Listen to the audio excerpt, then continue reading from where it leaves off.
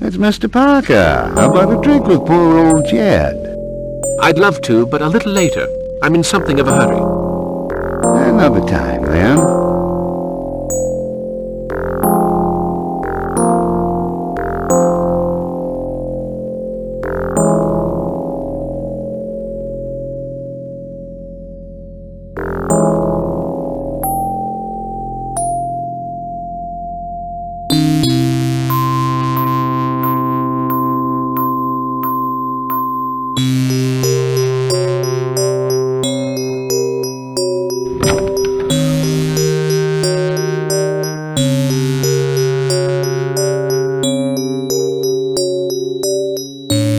Good day, Miss Gildchrist.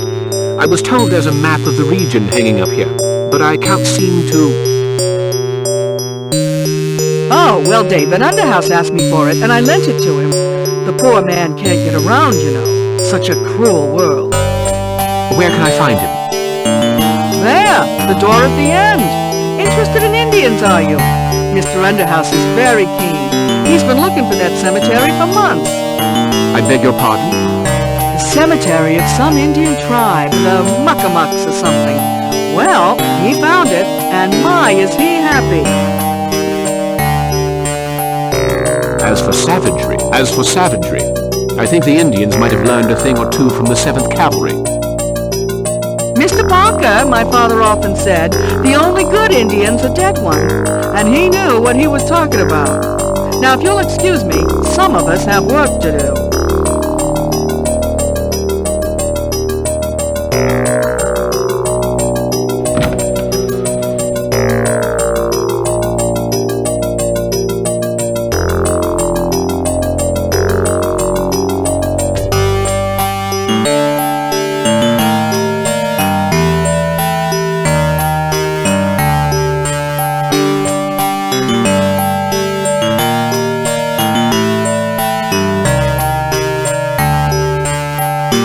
Thank you for defending the Indians, Mr. Parker.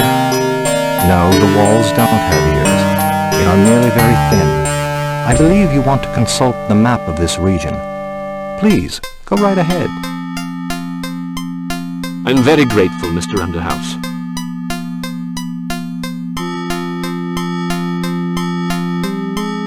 So, Mr. Parker, why don't we discuss the Micmac? I'm afraid I didn't make myself very clear. It's precisely because I'm so ignorant about Indian culture that I'm here. Indeed. He was the last of a particular branch of the Micmac tribe, a branch known as they who worship the Night Howler. By Night Howler they meant Nyarlathotep. How did you hear about him? We met. He almost killed me. But he is supposed to have died 70 years ago. I can only tell you what happened.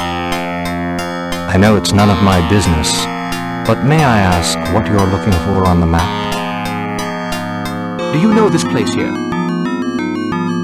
That's the Stone Circle, the location of the Micmac burial ground. And you say you know nothing of Indian culture? Does the name Cthulhu mean anything to you? Let me answer you with a question of my own. Did you know that those who worship Nyarlathotep are rewarded with a very particular gift? Immortality.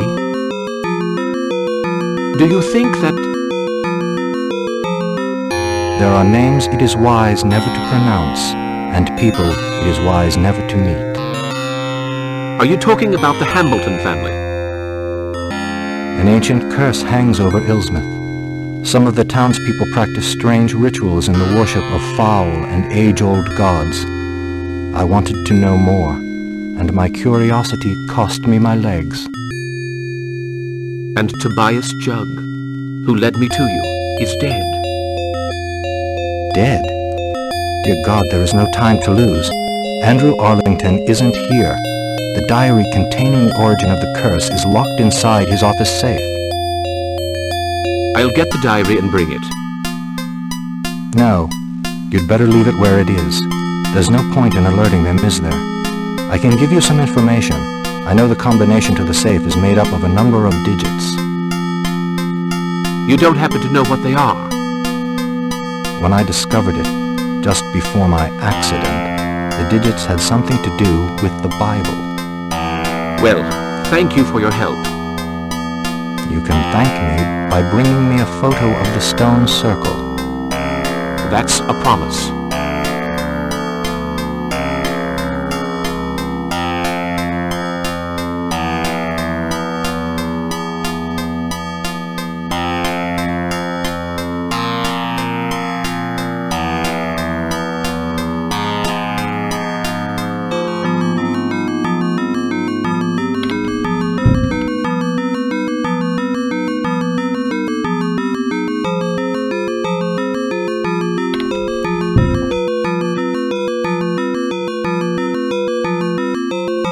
Good morning, ladies. Hello, Mr. Gloria, I forbid you to speak to this person. He is nothing more than a ruffian who fights in the streets.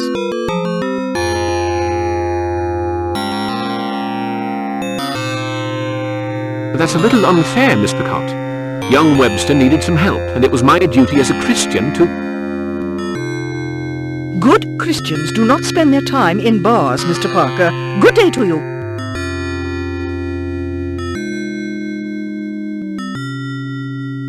Please forgive me if my behavior upsets you. Would you mind if I borrowed your Bible? I hardly like to be without it. This Bible is the last reminder of my great-aunt, a most God-fearing woman.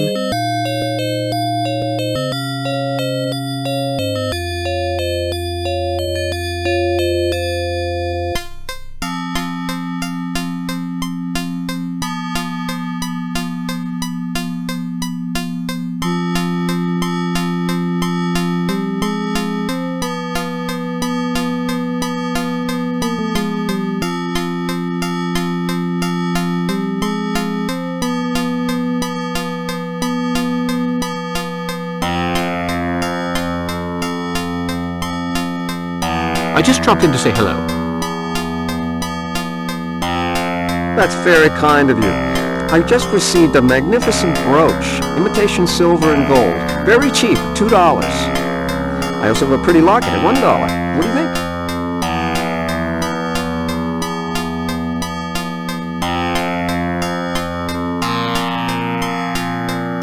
I'll take everything. Thank you. Come back soon.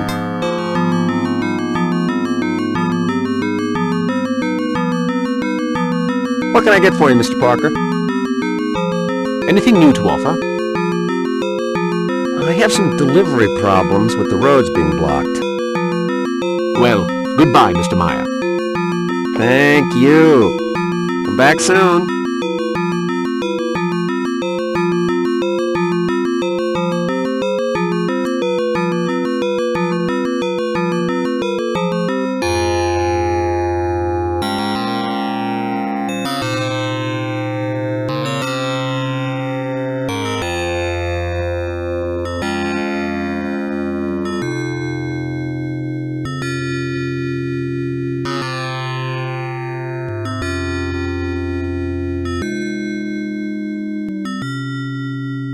Don't try buying my respect with worthless, shiny baubles.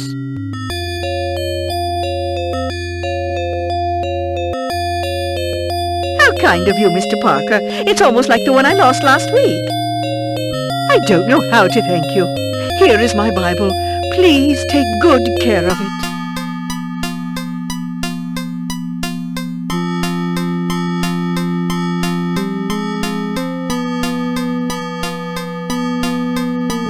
Thank you so much.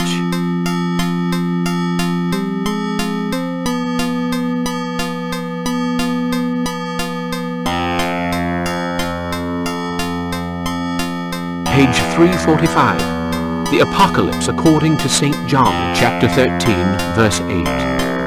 And the number of the beast is 666.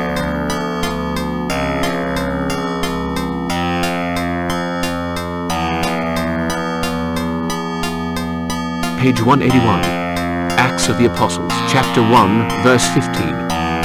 And Peter stood up among the assembled brethren, some 80.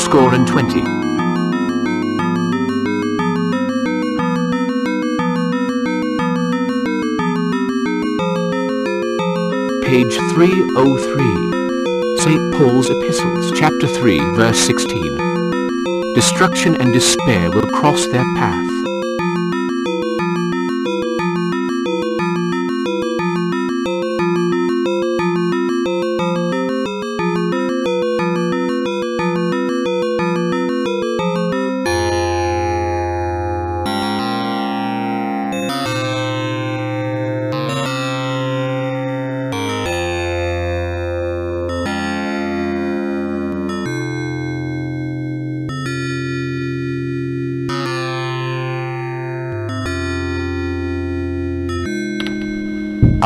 You'll have to come back later. This is my break.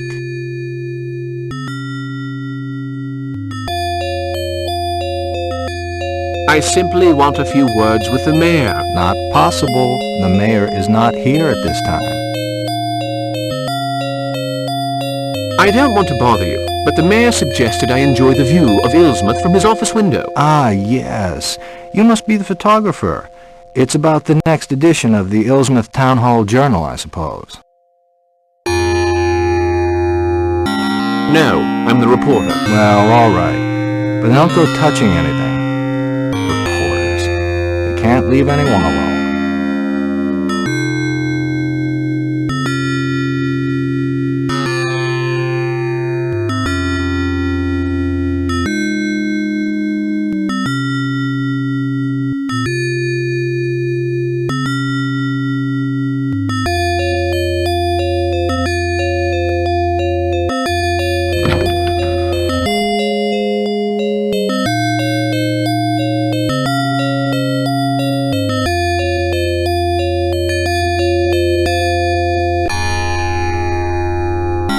Miss Picott talked about a young man. I suppose she hopes to have her niece married before winter.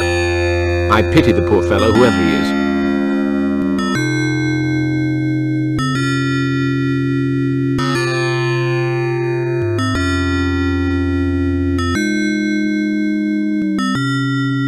There's a handle hidden in this painting. Let's see. It's exactly as I thought.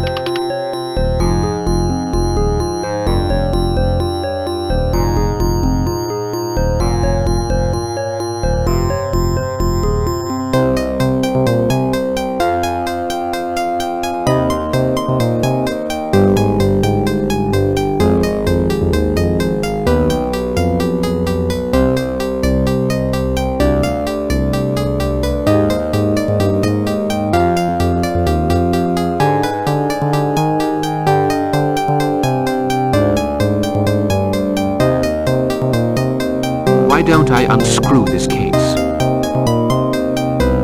What's this inside? A piece of paper.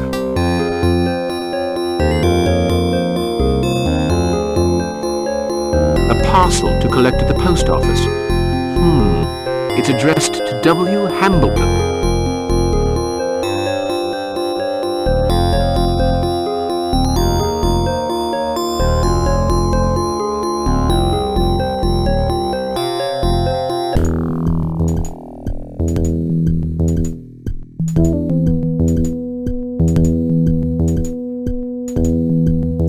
name's Jonas. Jonas Hambleton. In 1829, I made my fortune. The hard way. At sea. Even the big Boston businessmen were jealous of my fishery.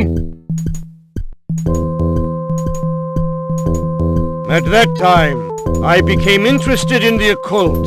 I read only the most accursed books. And then, I met Narakamus. He initiated me into the ancient practices. At last, I was in contact with those from the outside. Each day, my knowledge grew deeper. My body regenerated. My hands were at last palmed. But the ancients wanted more. Much more. I gave in. My own wife, Lavina, was the bargain, you see. I screamed out the invocations. And he came.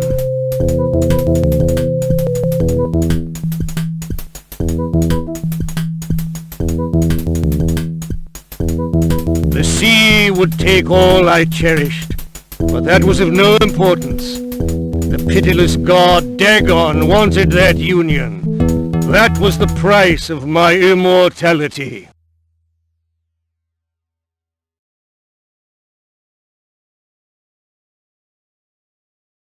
Two sons were born of that wondrous night, Wilbur and Curtis. The second of them betrayed and abandoned me, but the first followed in my footsteps.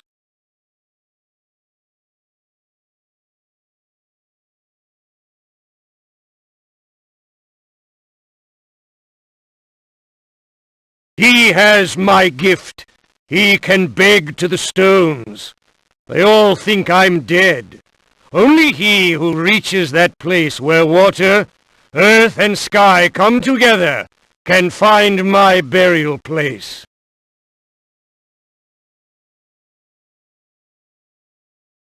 Our work was destroyed in 1834, all because of that accursed Boleskine.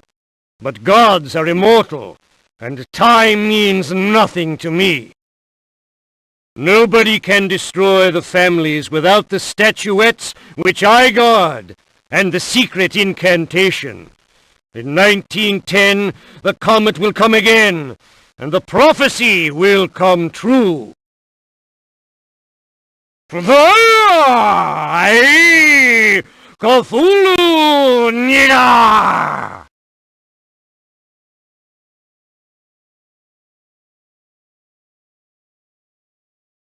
The great ancients will reign. I will swim beside my Lavina in the abyss, and we shall sing the praises of he who cannot be named.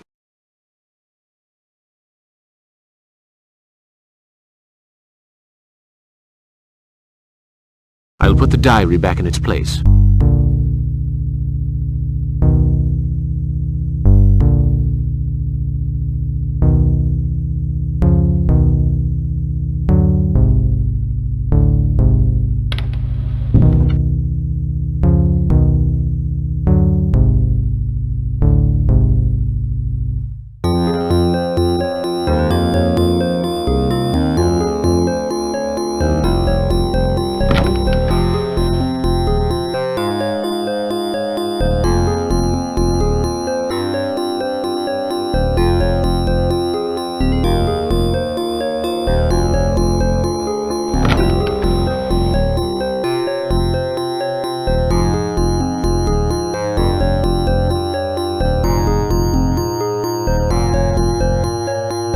So, you're on an errand for Mr. Hambleton.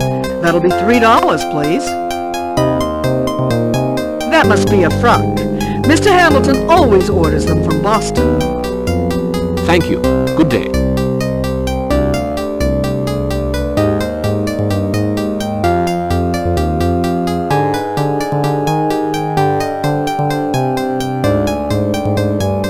Let's see what's in this packet.